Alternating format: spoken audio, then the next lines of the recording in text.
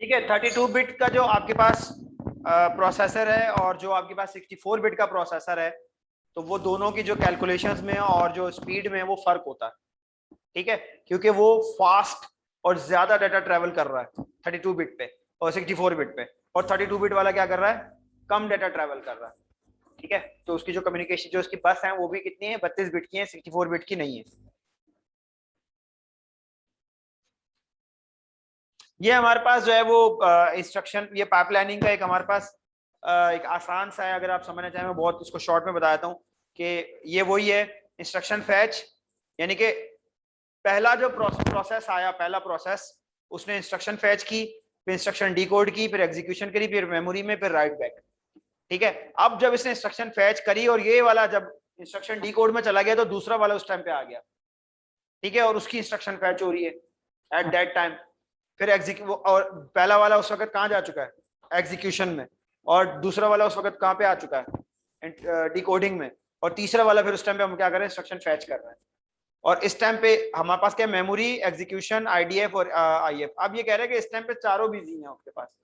कौन से स्टेज पे, चौथी स्टेज पे आके आपके पास, और ये क्लॉक साइकिल चल रही है, पहला क्लॉक, दूसरा क्लॉक, तीसरा क्लॉक, और चौथे क्लॉक में आके आपके पास इस वक्त 4 प्रोसेस चल चुके हैं आपके पास। ठीक है, डिफरेंट प्रोसेस जो है ना वो 4 चल चुके हैं आपके पास। ये पाइपलाइनिंग का बता रहा है आपको।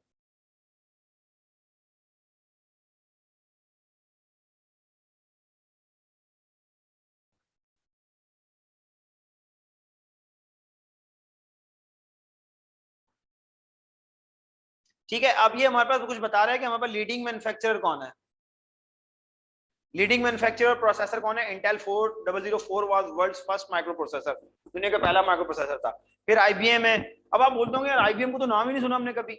भाई मेरे पास आईबीएम भी बनाता है सिस्टम, आईबीएम बड़े लेवल के सिस्टम बनाता है।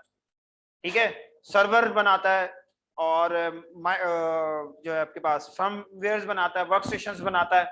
ठीक है, और आपके पास सुपर कंप्यूटर्स बनाता है, और दूसरे अदर सॉल्यूशंस जो है ना वो आपके पास जो है जैसे डाटा सेंटर्स बनाता है, उसमें आईबीएम यूज करता है। करंटली हमारे पास जो प्रोसेसर है वैसे सेंट्रिनो नहीं है अब, आर्टेनियम भी नहीं यूज होता, पेंटियम भी नहीं यूज होता, जियोन भी नहीं यूज होता। हमारे पास जो है ना वो कोर सीरीज चल रही है। ये वैसे जियोन आपको कहीं कहीं मिल जाएगा अभी, क्योंकि जियोन जो है ना ये हमारे पास सर्वर्स मशीन के अंदर यूज होता था। ठीक है, तो अभी अगर आपको जियोन कहीं मिलेगा ना तो वो मिलेगा जब कोई गेमिंग पीसी आप लेने जाते हैं ना, इस वक्त मार्केट में अगर किसी के पास 50,000 रुपए और वो ये कहता है कि मुझे गेमिंग पीसी चाहिए, तो उसको जियोन पे का सिस्टम मिल जाएगा, जो आज से 12 साल पहले खत्म हो चुके हैं, इससे भी शायद पहले ही खत्म हो चुके हैं। स्पीड उसकी ऐसी है कि अभी ये आप जो है ना आजकल के मतलब हम पाकिस्तान के लिहाज से तो बहुत ज्यादा है, तो गेम चला रहे हैं आप तो स्पीड ज्यादा ही होगी ना। इस पे तो नहीं चल रहा गेम, वैसे ये भी 2007 का। ठीक है, अच्छा,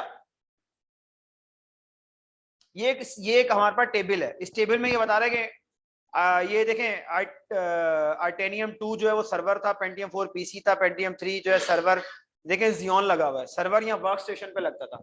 वर्क स्टेशन बेसिकली होता है ये स्पेसिफिक किसी एक काम के लिए होता है। आपके पास एटीएम मशीन जो होती है ना ये भी वर्क स्टेशन टाइप होती है। ठीक है, एक एक सिंगल काम करेगी लेकिन प्रॉपरली करना उसने वो काम। ठीक है, एटीएम तो खैर वर्क स्टेशन की अच्छी एग्जाम्पल है क्योंकि उस पर इतना लोड ही नहीं होता।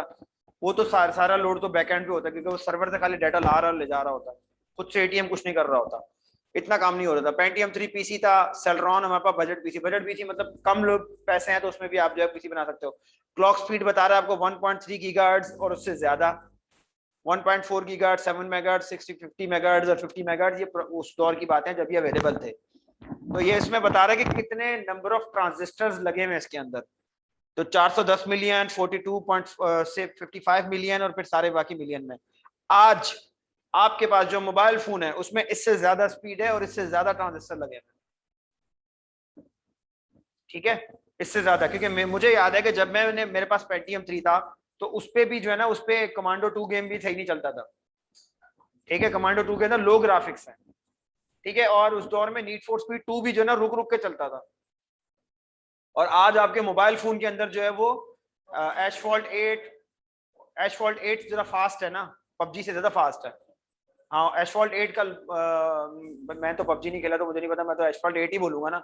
एशफॉल्ट 8 खेला था मैंने, वो भी आज से 2-3 साल पहले की बात कर, तो उसमें बहुत ज्यादा, क्योंकि बात क्या है, बात ये कि आपका जो सीनरी चेंज हो रही है ना, सीन जो चेंज हो रहा है, जितनी क्विकली चेंज हो रहा है उतनी आपके प्रोसेसर पे पावर पे जो है ना वो लोड पड़ रहा है, वो जनरेट कर रहा है। वो कोई ऐसा नहीं है, देखें अगर आप एग्जांपल मैं दे रहा हूँ, आपकी स्टेट एक आप गाड़ी चला रहे हैं, अगर आपने दो रोड आ गए, आपने राइट टर्न ले लिया तो उसने एक और सिनरी बनानी है, अगर आपने लेफ्ट टर्न ले लिया तो उसने एक और सिनरी बनानी है।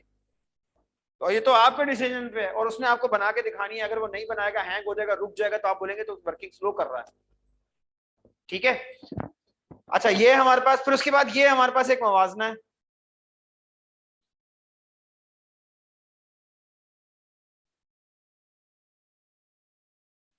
असल में ये ऊपर भी निकला हुआ है ना थोड़ा सा, ये भी एक मसला है।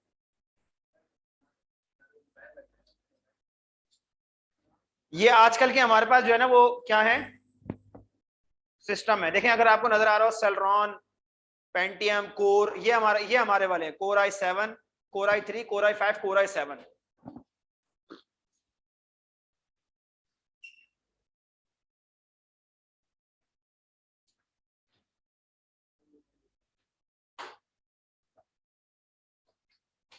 ठीक है, तो ये हमारे पास है। अब इसमें कुछ चीजें हैं जो हम कंपैरिजन वो हमें बता रहा है, तो हम उस पे नहीं जाते, पीछे वाले पे नहीं जाते, हम अभी वालों पे ही चले जाते हैं जो हमारे आजकल के दौर के हैं। देखें अब मैं ये कह रहा है कि क्या क्रिएट और एडिट एचडी वीडियोस, तो कह रहा है कोर i3 को ना वो कहता है which process is right for you. अगर आपने वीडियो बनानी है, HD video, high definition video का साइज क्या होता है, 1080 बाय 1920 होता है मेरे ख्याल में, हमने लास्ट क्लास में भी पढ़ा था एचडी का। तो अगर आपको एचडी वीडियो को एडिट करना है या क्रिएट करना है, तो वो कह रहा है कोर i3 मत लेना, कौन सा लेना, कोर i7 लेना, ये इंटेल वाले खुद बता रहे हैं आपको। ठीक है, उसके बाद आ रहा है कि अगर कोई होम वीडियोस बनानी है तो भी मत लेना कोर i3। वो कह रहा है कि अगर आपको कोई हाई डेफिनेशन मूवी देखनी है तो भी कोर i3 मत लेना। सही कह रहा है बिल्कुल। मेरे पास, मैं अपने इस लैपटॉप में आपको बता रहा हूँ कि मेरा खुद का ही एक्सपीरियंस है।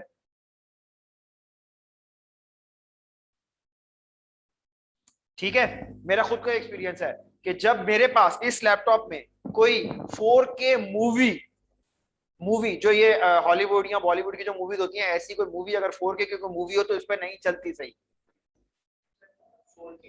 ठीक है, मेरे पास जो है वो कोर i5 है, 6 GB की रैम लगी हुई है, साथ में SSD भी लगी हुई है, फिर भी नहीं चलता। ठीक है, फिर भी नहीं चलती, क्योंकि वो प्रोसेसर की जो पावर है उससे बाहर निकल गई है, वो ये वाली कहानी है।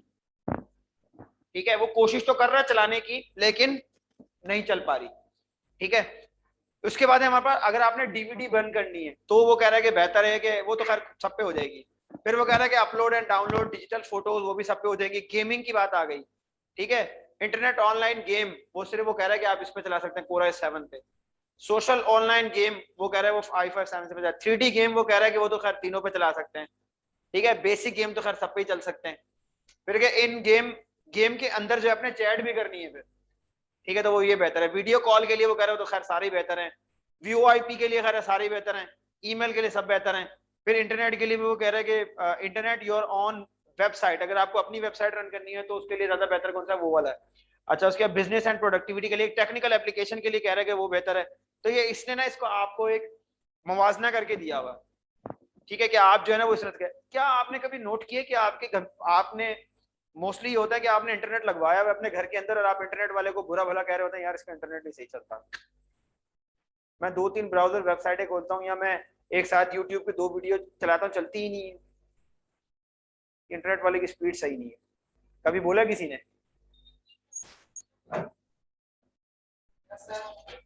हाथ खड़ा करोगे तो पता चलेगा ना। हाँ तो ना, नजर आया है ना, मैंने तुम्हें ही देखकर ही बोला कि सब हाथ खड़े करो ना, जिसने बोला है, ताकि बात तो समझ में आए आप लोगों को। ठीक है, अच्छा, उसमें यह है कि हमारे पास हमारा सिस्टम में भी कैपेसिटी है कि वो इंटरनेट को फास्ट चला सके। अरे भाई डाउनलोड तो हो रहा है डाटा, उसको रन भी तो करना है, रेंडर भी तो करना है, स्क्रीन पे डिस्प्ले भी तो करना है। अगर आपके सिस्टम के अंदर या आपके प्रोसेसर में कैपेसिटी नहीं है कि वो इंटरनेट की जो वीडियोस हैं वो आपको जो है ना वो दिखा सके। आपके सिस्टम में कैपेसिटी नहीं है तो आपके वो वीडियो जो है ना वो लो लेवल पे चलती है, हाई लेवल पे नहीं चलती, ये भी बता दूं आपको। आप बोल रहे होते नहीं यार ये इंटरनेट वाले का मसला है, इंटरनेट खराब चल रहा है, इसको पैसे नहीं दे रहे इस महीने, वो फिर भी ले जाता है, वो फिर भी ले जाता है पैसे। ठीक है। अच्छा, तो हमारे पास क्या है कि ये चीज बेसिकली कंपैरिजन आपको बता रहा है कि राइट थिंग फॉर, ठीक है, राइट सर्विसेज और राइट एप्लीकेशन, जो आपका काम है उसके लिए आपको सेम वही चीज लेनी चाहिए। ठीक है। तो इसीलिए जब आप गेम करते हैं तो गेमिंग करते हैं तो आप जियोन का सिस्टम क्यों लेते हैं भाई? नॉर्मल ले लो डेस्कटॉप, जाओ खेलो जाके, 6-7 दिन के बाद आप बोलोगे यार ये तो इसने मुझे जो है वो लूट लिया, मुझे तो सिस्टम ही सही नहीं दिया इसने, इसमें तो गेम ही नहीं चलता। सो किसका फॉल्ट है? उस गेम, उसके बेचने वाले का फॉल्ट नहीं है, आपका फॉल्ट है। जियोन का प्रोसेसर जब ये आया था तो उस वक्त 2 लाख रुपए का था, अभी भी इसका प्रोसेसर मेरे ख्याल में कोई, इसका प्रोसेसर इतना महंगा नहीं है, इसके अंदर जो कार्ड लगता है ना वो 15,000 रुपए का है, जो ग्राफिक कार्ड लगता है जो 2 GB वाला, वो मेरे ख्याल में उस वक्त था। ये अभी कोविड के ड्यूरेशन की बात कर रहा हूँ, अब मेरे ख्याल में वो भी अब और सस्ता हो गया होगा, तो 25 का हो गया होगा। ठीक है, डॉलर का रेट जो है वो ऊपर जा रहा है। ठीक है, तो ये वाली चीज क्लियर हुई। Now you all are, I think that you all are able how to purchase your mobile phone and your computers or your laptop। ठीक है, अगर आपकी कोई रिक्वायरमेंट है तो उसके लिए आपको कैसे अपना सिस्टम परचेज करना। ठीक है, that is the main purpose of introduction to computer, के आपको कंप्यूटर के साथ फेमिलाइज करवाना। ठीक है। ग्राफिक डिजाइनिंग के लिए देखें, एक बात हमेशा याद रखें कि वो उस सिस्टम को लेना जो ग्राफिक्स को सपोर्ट करता हो। अब मैं ग्राफिक्स की अगर बात करूं ना तो इसमें वो पीछे वाली कहानी आ जाती है, जो मैं इस पे जाना नहीं चाह रहा, वो मैंने उसको थोड़ा सा हल्का रखा है क्योंकि वो टेक्निकली चीजें चली जाएंगी इनसाइड बहुत ज्यादा, जिसमें हमारे पास ये वाली चीजें इन्वॉल्व होती हैं, आर्किटेक्चर इन्वॉल्व होता है। जो ग्राफिक के लिए स्पेसिफिक प्रोसेसर्स होते हैं उनका आर्किटेक्चर अलग होता है। ठीक है।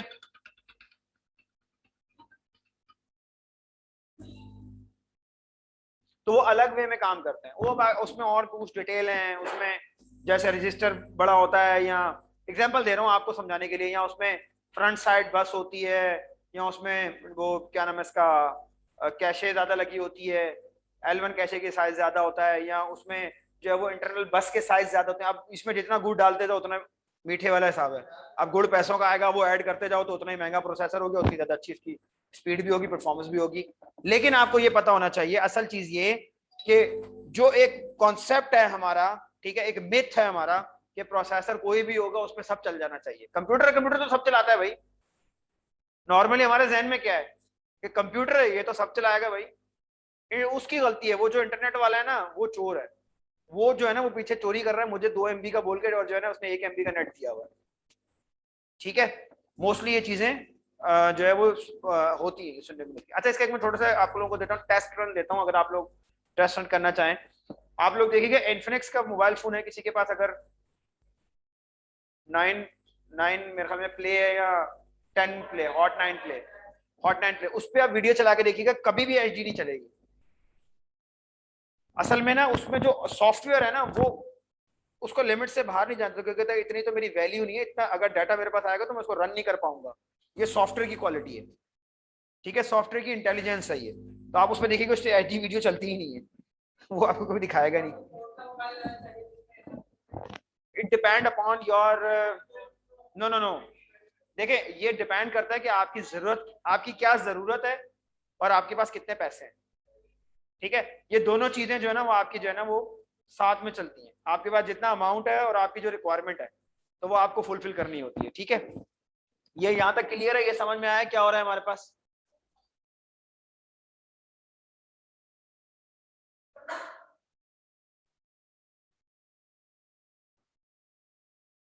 अच्छा, ये हमारे पास एक इंटेल प्रोसेसर की टाइमलाइन है। ठीक है, अब इंटेल प्रोसेसर की टाइमलाइन की देख लें। अब आपके पास 1998 के अंदर जो है वो 33 मेगाहर्ट्ज था, स्पीड देखते रहिएगा। फिर 1998 में 33 था। एक चीज और देखें, देखें 0.2 माइक्रोन टेक्नोलॉजी, इसमें देखें आपके पास ये L2 कैशे बढ़ गया। ठीक है, इंटरनल कैशे, इंटरनल मतलब प्रोसेसर के अंदर लगी हुई है, ठीक है। अच्छा ये देखो Celeron Pentium 2 without the L2 cache, मतलब इसमें इसके बाद ये आया और इसके L2 अंदर ही थी, लेकिन इसमें तो L2 था ही नहीं, कोई कॉन्सेप्ट नहीं था। अच्छा आप ये समझ रहे हो कि L2 L1 3 होता ही है शुरू से, ऐसा नहीं होता। L1 शुरू में थी, फिर L2 ऐड की गई, फिर L3 ऐड की गई, ठीक है। फिर हमारे पास क्या है, MMX की ग्राफिक्स के साथ ऐड हुआ, तो ये था हमारे पास पेंटियम 3। फिर हमारे पास ये था 450 मेगाहर्ट्ज के साथ, ये हमारे पास जो है वो 2000 के अंदर पेंटियम 4 7th जनरेशन। देखें साइज कम हो गया, 0.52 माइक्रोन 0.18 माइक्रोन। फिर हमारे पास देखें ये कोर आया, ठीक है, कोर की टेक्नोलॉजी आई तो 64 बिट भी आया, और कितना हो गया हमारे पास, ये कह रहा है 0.12 माइक्रोन टेक्नोलॉजी थी, और उससे पहले हमारे पास जो है ना पेंटियम 3 जियोन आया। तो ये एक टाइमलाइन बता रहा है और साथ में स्पीड बता रहा है, और आपको ये बताना चाह रहा है कि आप ये मत समझे कि शुरू से ही जो है ना वो L1 2 कैशे या L1 3 कैशे था, या कोर भी शुरू से ही थे, ऐसा नहीं था। शुरू में सिर्फ सिंगल प्रोसेसर होता था और उसमें इतनी सारी चीजें भी नहीं होती थी, ठीक है। फिर उसके बाद ये बता रहा है कि एडवांस माइक्रो डिवाइसेस, ये AMD है हमारे पास इस वक्त दुनिया में।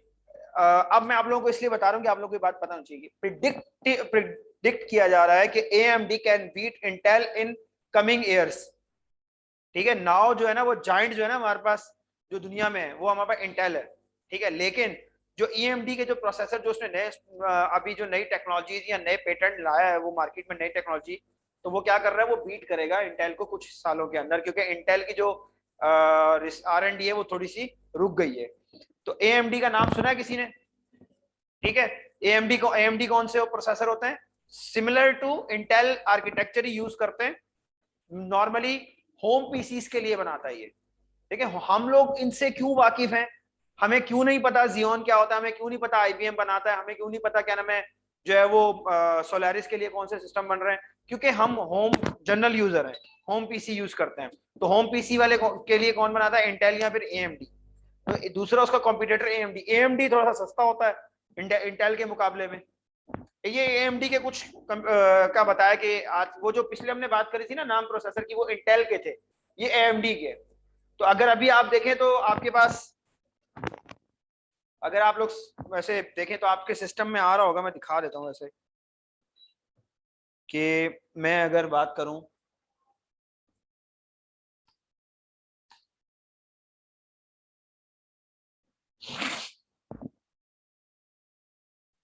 मैं बात करता हूँ Oppo A3s की, तो इसमें कोई ना कोई प्रोसेसर लगा होगा, उसका नाम भी होगा,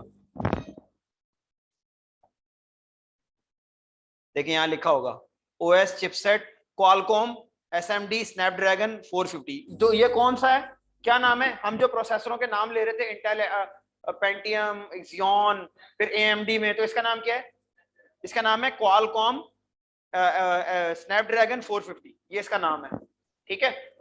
बाकी देखें 40nm भी लिखा हुआ आगे, देख रहे हैं 14nm भी लिखा हुआ आगे।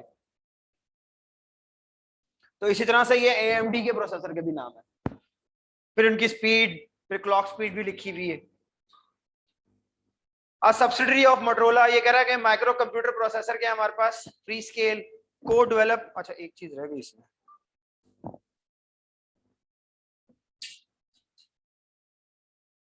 ठीक है, को develop by the Apple G4 power PC currently focus on the Linux market. ये कह रहा है कि ये माइक्रो कंप्यूटर कुछ मोटरोला के साथ मिलकर एप्पल ने भी बनाया है, जो कि लिनक्स मार्केट को, अब लिनक्स का काम आप लोगों के पास किसी के पास नहीं होगा, क्योंकि लिनक्स जो है वो कमांड बेस्ड ज्यादातर जो है ना है, ऑपरेटिंग सिस्टम ही विंडोज की तरह, पूरी की पूरी विंडोज की तरह है, फ्री है लेकिन कमांड बेस्ड है।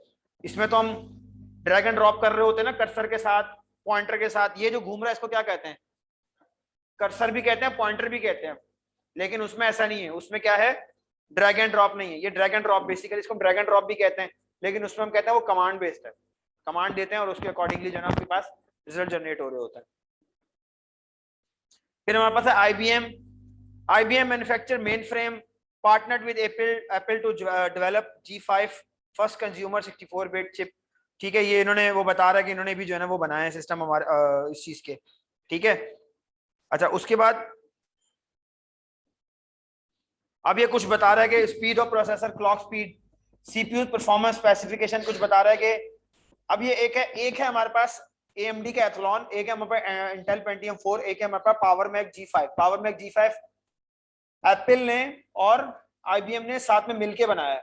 So who is Apple, anyone know? अगर मैं बोलूं एप्पल ने बनाया तो मतलब क्या है इसका? एप्पल इटसेल्फ एक कंपनी है। एप्पल जैसे मेट्रोला एक कंपनी है, ठीक है, जैसे IBM एक कंपनी है, तो वो ये बता रहे हैं कि ये पावर मैक जो है ना, कि अकेले एप्पल ने नहीं बनाया, ये IBM के साथ मिलके बनाया, ठीक है।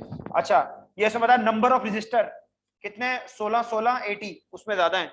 फिर क्या है? वर्ड साइज इसका 64 है, फिर 32 है, फिर 64 है। फ्रंट साइड और सिस्टम बस स्पीड 1.6 गीगाहर्ट्ज, 8 मेगाहर्ट्ज और 1 गीगाहर्ट्ज। मैंने आपको बताया था ना, FSB ज्यादा होता है, फ्रंट साइड बस जिसको हम कह रहे होते हैं। L1 कैशे देखें इसका 1 to 8 KB, उन दोनों में है ही नहीं। L2 कैशे देखें AMD का में है, उन दोनों में है ही नहीं। तो अगर आपके पास बहुत सारे पैसे हो, अल्लाह करे सबके पास हो, जितने वो चाहते हैं उनके ऐसे हलाल के, तो उसके अकॉर्डिंगली आप कौन सा वाला प्रोसेसर लेंगे? कोई भी एक बता दे, कौन सा लोगे?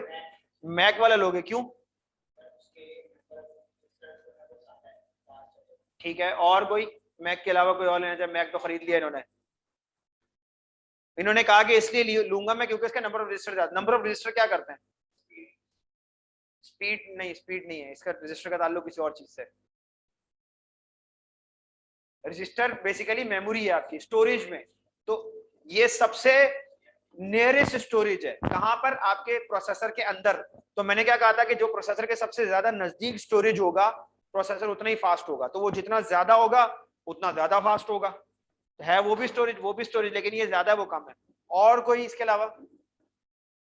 ये दो रह गए, दो चॉइस है। AMD और इंटेल पेंटियम 4 में से अगर किसी को लेना हो तो कौन सा लेगा? AMD क्यों लेंगे?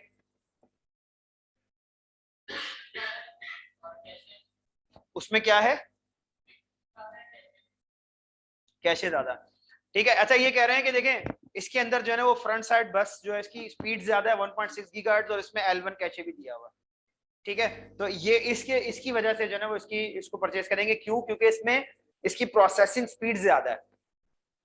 अब यहाँ पे एक बात समझिएगा भाई, मुझे डाटा मिलेगा तो मैं उसको प्रोसेस करूंगा ना। तो मेरे पास जो पीछे स्टोरेज पड़ा हुआ है वो 16 का है, तो मैं जितनी भी कोशिश कर लूं मेरे पास 16 से ज्यादा डाटा आना ही नहीं है। तो मैं जितना मर्जी तेज हो जाऊं, जब मेरे पास डाटा ही तेज नहीं आएगा तो मैंने तेज होके क्या करना है, ठीक है। लेकिन वाइस वर्सा, मेरे पास जो है वो नंबर ऑफ रजिस्टर जो है वो डाटा ज्यादा आ रहा है, लेकिन मेरे पास इतनी स्पीड ही नहीं है कि मैं इतने डाटा को जो है ना इतना क्विकली जो है वो क्या कर सकूं, प्रोसेस करके एग्जीक्यूट कर सकूं। तो मैं क्या कर रहा हूं, मेरे पास बैकलॉग बढ़ रहा है, डाटा ज्यादा आ रहा है, प्रोसेसिंग कम हो रही है क्योंकि मेरी पावर कम है, ठीक है। लेकिन L1 कैश में मैं वहां से उसको जो है ना वो कवर कर सकता हूं। ये जो नंबर ऑफ रजिस्टर ना 16, ये L1 कैश से कवर हो जाएगा, क्योंकि 16 मिलाकर भी ये 80 मिलाकर भी 1 to 8 नहीं बनेंगे, ठीक है।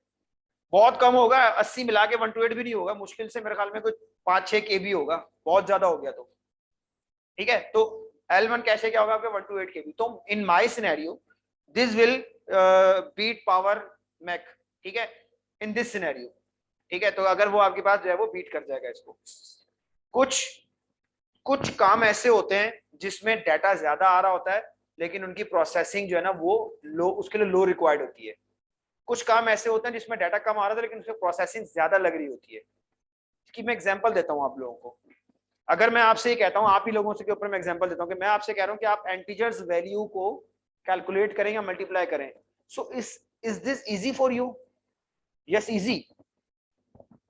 हाउ? मैं अगर आप भाई इंटीजर वैल्यू दे रहा हूं ना, मैं आपसे कह रहा हूं 2 multiply by 2, 12 multiply by 12, example दे रहा हूं 150 मल्टीप्लाई बाय 150, एग्जांपल दे रहा हूं 148 मल्टीप्लाई बाय 1960, तो भी आसान है मेरे भाई। आपका प्रोसेसर इसको बहुत जल्दी समझ रहा है, इस डाटा को एक्सेप्ट कर रहा है, हाँ प्रोसेसिंग भी तेज कर रहा है। लेकिन अगर मैं आपसे कह रहा हूं कि नहीं यार मुझे ना ये चाहिए 506 मल्टीप्लाई बाय 2.4934, डाटा तो इसके मुकाबले में बहुत कम है डाटा। इस डाटा को स्टोरेज के लिए ज्यादा जगह चाहिए होगी। आपको याद है मैंने आपको बताया था कि अगर हमारे पास 8 बिट हो, 8 बिट, तो कितना बड़ा नंबर बनता है डेसिमल में? मैक्सिमम मैक्सिमम कितना बड़ा नंबर बनता है? 15 डेसिमल का। ठीक है, ले तो इतने बड़े नंबर को स्टोर करने के लिए आपको बड़ी जगह चाहिए होगी, लेकिन इतने से नंबर्स को स्टोर करने के लिए आपको बड़ी जगह नहीं चाहिए होगी, लेकिन इसकी प्रोसेसिंग मुश्किल है, समझे? इसकी प्रोसेसिंग मुश्किल है, स्टोरेज नहीं चाहिए इसको, इस वाले को स्टोरेज नहीं चाहिए। ये काम करवाना है तो मैं ये खरीदूंगा, लेकिन अगर मुझे ऐसा कोई काम करवाना है कि जिसमें मेरे पास बड़ा डाटा आ रहा है, तो मैं क्या करूंगा? मैं ये वाला खरीदूंगा। ठीक है, is that clear? So when you will going to purchase laptop, desktop और मोबाइल फोन, तो आप लोगों को एटलीस्ट ये पता हो कि जो इंटरनली आपका सिस्टम जो है वो काम कैसे करता है और मैं इसको क्यों परचेज करूं। ठीक है,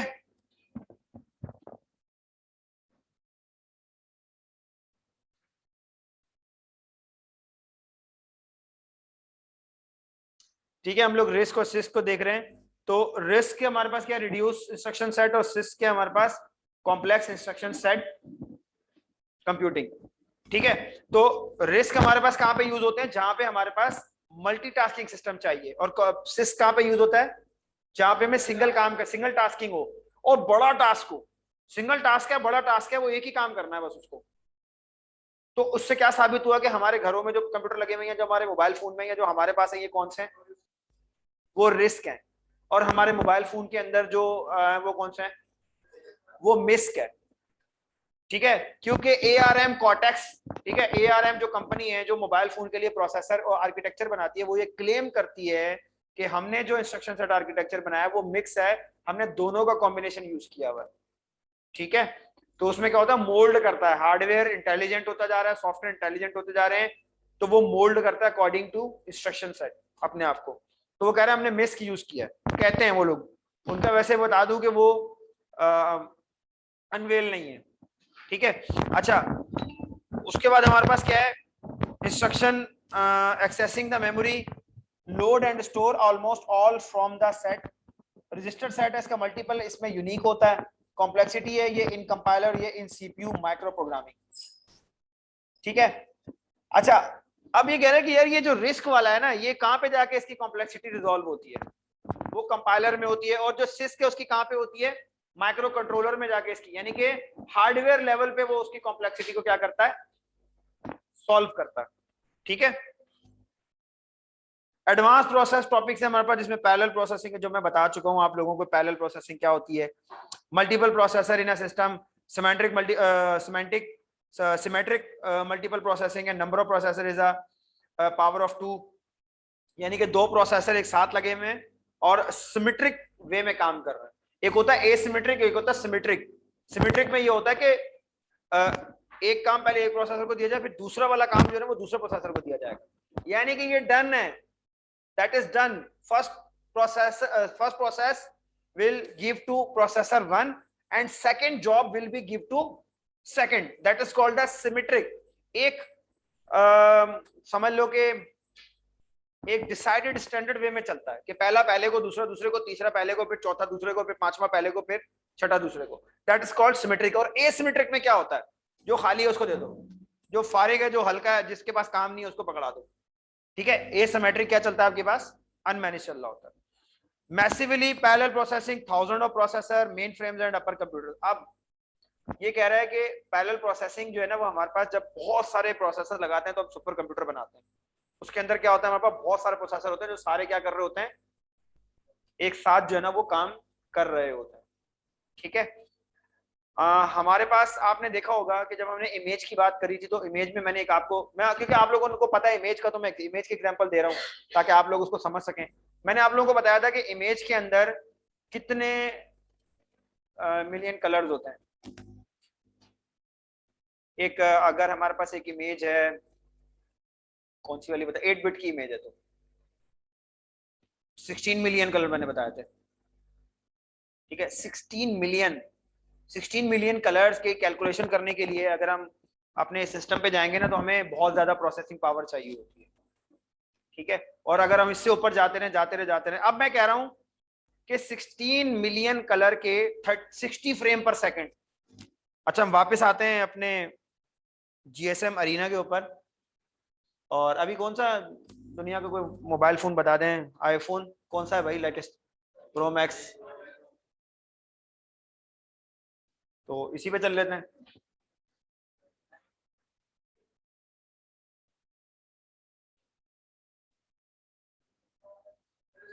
सस्ता वाला वो बात कवर नहीं कर पाएगा ना।